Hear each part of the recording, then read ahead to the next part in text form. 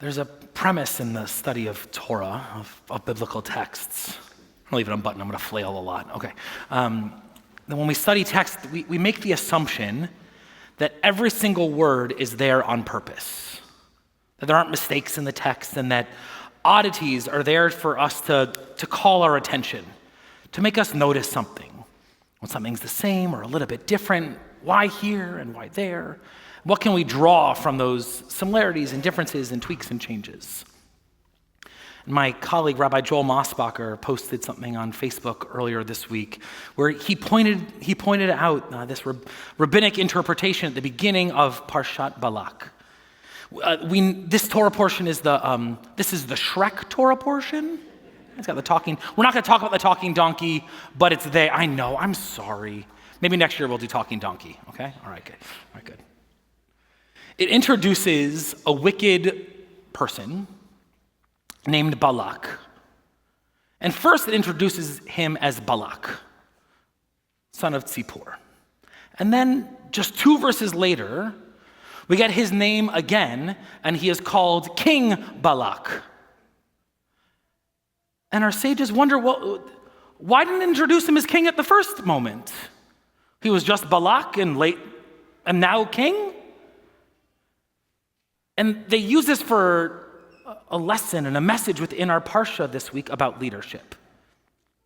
Between him being called Balak and King Balak is this moment where he sees a people that's different from him. He sees the Israelite nation, and he chooses in that moment fear. He chooses to induce fear amongst his people, to see this people who is different than him and make them the subject of anger and animosity and worry amongst his people. He dehumanizes them, makes them animalistic,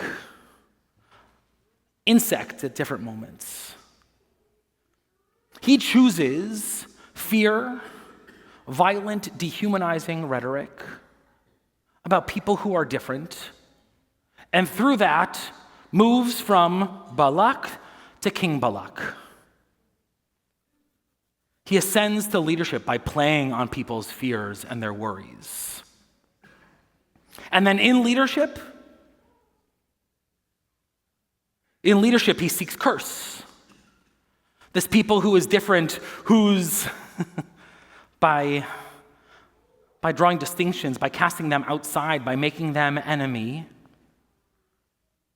he needs that in order to remain as king. In order to remain king, he needs an other, and calls on a prophet to curse the other. It's warning, this text. It's warning about leadership. It's easy. It's easy to fall into fear, to use fear and anger and distance from each other as a strategy for gaining more authority, for tapping into people's basest instincts. That draws us apart from each other, causes harm in our community and in the world around us. And it's contrasted with 2 other moments in the Parsha. The first is the prophet Balaam. He's the one with the donkey, Naomi. I know. I feel like we had this conversation last year about the donkey too. I owe you a donkey. I owe you a donkey sermon. Next year. Rabbi, will you try to remember for me? All right, we'll make a note in the calendar. All right, good. Balaam is called on to curse. He goes up, looks at the people. He's ready to curse. And as the story goes, he opens his mouth to curse, and all that comes out is blessing. And the king is mad and says, go up higher, try again. What if we learned from that? When we're called on to curse, to instead insist on blessing. How would that feel? There's so much media that's constantly about othering and attacking and condemning and litmus testing, casting people outside, othering, The most antagonistic, vile rhetoric is the one that gets the most likes, the most views. What if when we were called on to curse, all that could come out of our mouths were words of blessing? Here's the thing about most lessons in Torah. And those who study Torah with us on Saturday mornings or Talmud with me on Thursdays, you've heard me say this a lot, and I'll say it again. It's really easy when there's a moral lesson in Torah to say, those people over there really need this lesson. They really need to learn to stop cursing and bless instead. The harder thing to do, the braver thing to do, the more important, sacred, and spiritual invitation of our tradition and our text is to allow it to speak to us. When we are inclined to climb up the mountain and look at someone else, and when someone invites us to curse, as Balaam does, take a breath, turn to the wilderness, steady ourselves, and then bless. Find something good and worthy. Find something true and say it aloud. Not because it's self-serving, not to score political points, but because it's true. Because all people are worthy of blessing.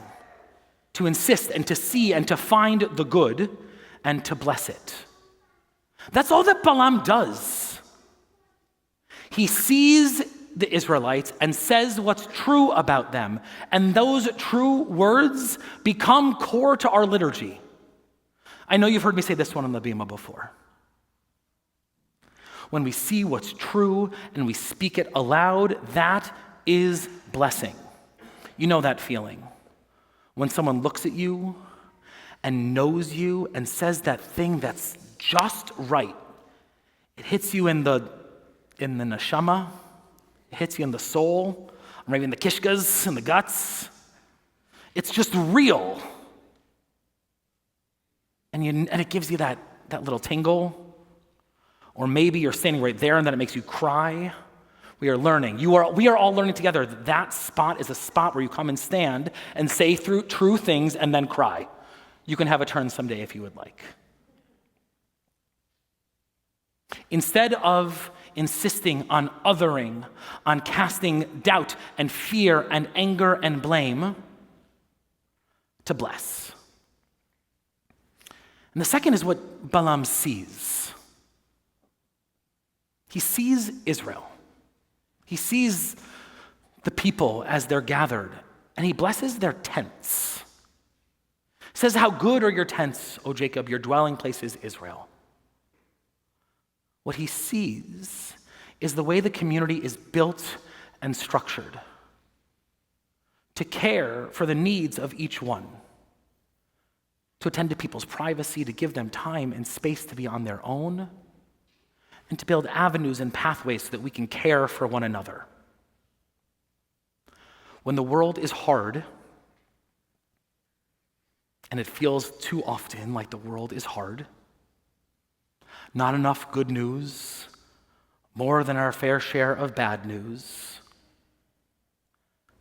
we come back to our tents, we turn to each other, and we care for one another.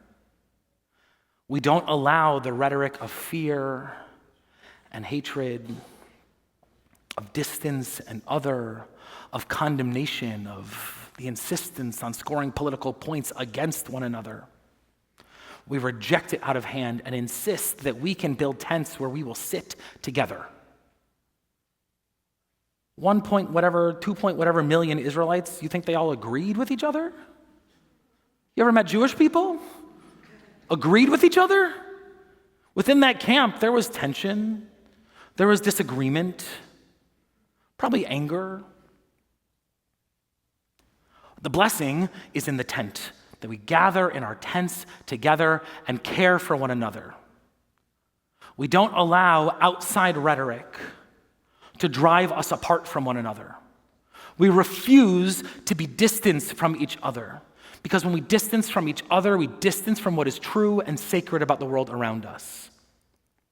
We insist in a world that is too quick to condemn, to curse, to dehumanize the other. We insist on blessing. When you come tomorrow morning for lift, that's how you'll start. Is that how you start, Rabbi? Do you yainai first or do you matovu first? We matovu. All right, we both matovu first. That's good. We don't know what we do on Saturday mornings, right? When you come on Saturday morning, we start with those words of blessing, of the tent that we are in together, and the insistence that we can see each other in community and bless one another, to see each other, to know ourselves and know our fellow, and say what is true, and through that find more blessing, to climb up the mountain and see the vastness, to see the beauty of community.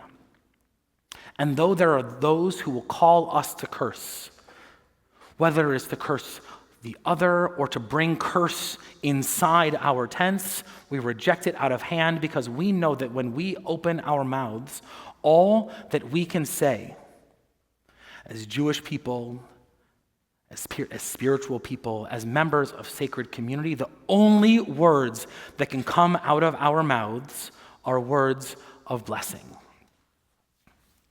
Kain Yehi Ratzon, may we be worthy of opening our lips for words of blessing today and all days.